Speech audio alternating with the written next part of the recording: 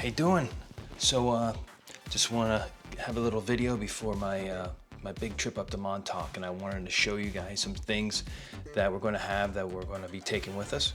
There's going to be two parts that I'm going to be, actually many parts, but the first part I'm going to do for this series is just showing you in this video, pretty quick video, of what kind of camera gear I'll be using when I'm fishing. So the first piece of gear I'll be showing you guys a little bit more about the GoPros. I will be using GoPros. I have two GoPro Hero 9s I will be using when I'm on my trip. I have some accessories here. I'm going to show you what my setup is to power these GoPros. So the first GoPro I have here is going to be my main GoPro. It's going to basically be a GoPro 9. I'm not going to be using the batteries on it. I'm going to be using a power source, an Anchor power brick source, to actually power this camera. What I've done is I've actually drilled a hole out, if you see right there, where the USB-C connects. And that power line is going to connect to there. The USB-C is going to connect to there. And then what we're going to do is we're going to connect it to a battery, a very high capacity battery. I think this is more like a 25 milliamp battery. The nice thing about this is that I can put out a 30-watt charge to any type of device. That's pretty important. The cheaper bricks don't have that ability. They basically just charge, even though they have a lot of capacity, but this one in particular has the ability to charge cameras rather quickly. So rather than dealing with like 10, 20 GoPro batteries, I'm just going to set this up so it's waterproof, and it's going to basically connect to my camera. So if you see that right there, that's going to connect basically right into this port here. Okay, on this camera, and then running a second line right there. So that way you don't have to worry about running out of batteries. Audio is going to be really important too when I'm up there. So I have a GoPro power amplifier. Basically, you can just buy this right off of GoPro's site. It basically has a USB-C. You can run that power line right into this port here, right there. And then this is the mic jack. Mic jack will basically be a lapel type mic jack with a clamp. And I'll just clamp that to my hat or my shirt or whatever I want to do. The lapel mic will work well. I'm probably going to tape it up so it keeps where the USB-C connects to the camera. I'm going to tape that up. And then the mic itself, the amplifier, will also be taped up. This here, you'll be wondering, I'll carry this in my backpack. So if I want, I can be running two GoPro cameras all day with this one pack without having to waste any time with batteries, GoPro, fiddling with them on the beach where the sand's at. This will be in my backpack. Again, they will power my two GoPros all day long when I'm out there. So I have a couple other accessories I want to show you that we're bringing. This one here in particular is a GoPro waterproof floating selfie stick, I guess you would call it. It's just a grip, right? You can see that the camera fits on here. So what I'll be doing is I have a lanyard on this. This will be connected to my utility belt when I'm in the surf. Polarized filter on the front of that, so I can control, there's gonna be, if it's a sunny day, there's gonna be a lot of reflection. The polarized lens will help to negate some of that glare off the water. And this thing will just hang. And when I want to use it, I just lift it up. I can basically just do a quick selfie of myself with the surroundings behind me. And this will move around a lot easier versus just having my chest strap, my GoPro on my chest. So going back to the GoPro chest strap, some people may want to put it on their head, some people may want to put it on their chest. I'm going to be putting it on my chest because if I'm moving my head around, even with good frame rate, 60 frames per second, we'll get into that in a minute, it's going to make you nauseate when you're looking at the camera of my head moving all around. The viewers are not going to have a good time watching. I do have the head piece if I do want to bring it.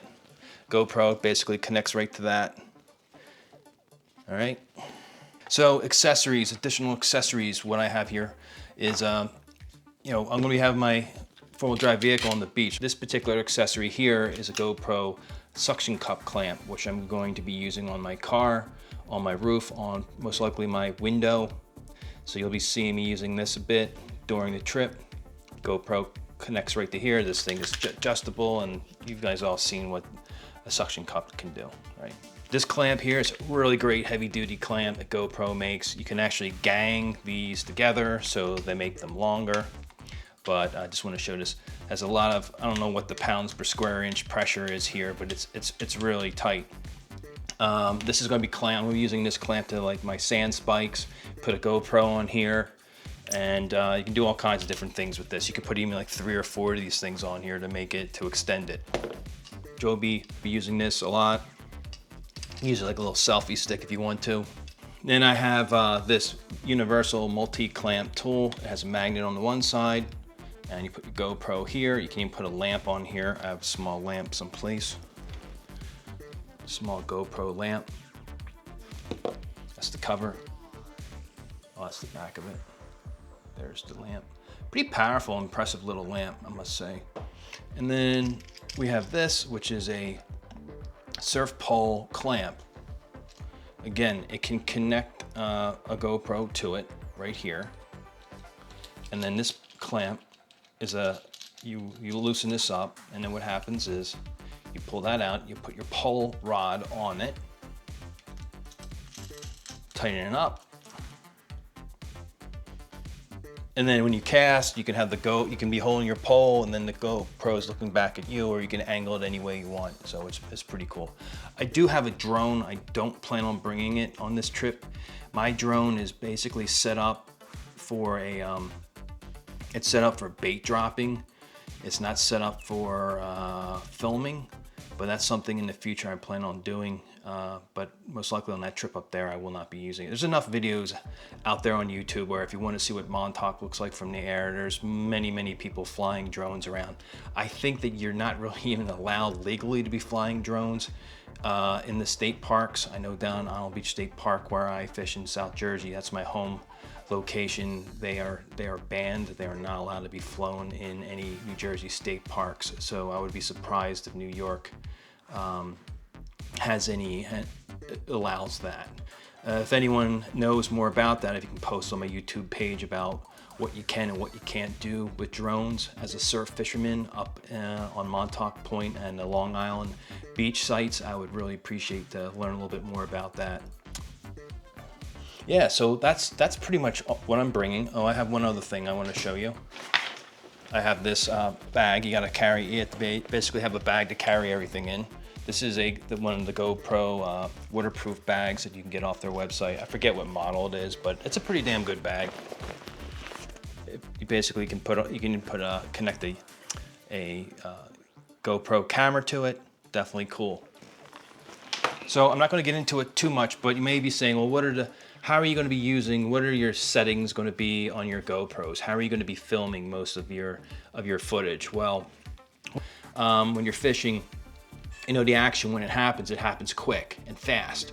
So by using higher frame rates, such as 60 frames per second versus 24, 29, 30, when you do your post-production, you're not going to be able to slow down your video as smooth. So in general, I will be filming with 60 frames where I can, maybe 120 frames per second once in a while.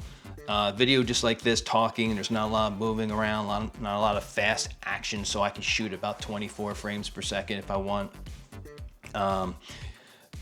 And so yeah, that's basically going to be it without getting into too much more detail. I'll be using something called looping. It's a function that GoPro has with cameras where it's pretty interesting feature. Basically, if you're sitting and you're filming for 2 hours, 3 hours, waiting for that fish to hit, that fish hits, and then you're like, oh wow, I just used up 3 hours of my card, okay, in my SD micro card. With the looping function in the GoPro Hero 9 cameras, you hit your stop record, it records and saves the last like 10 or 15, 20 minute, whatever duration that you set of action that just happened, and then the 2 hours before that gets erased from the card. So really, that's all I have. I mean, I'll be having my camera, my phone, I'll be doing stuff with my phone. There's a GoPro app that I can control all my GoPros with. I'll be using that up there.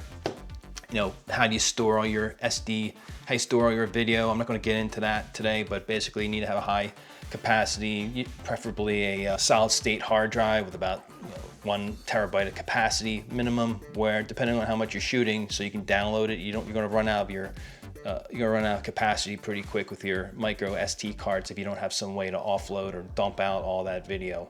Again, that's something that I'm not gonna be talking about today. But if you have any questions or comments, post it on my YouTube channel.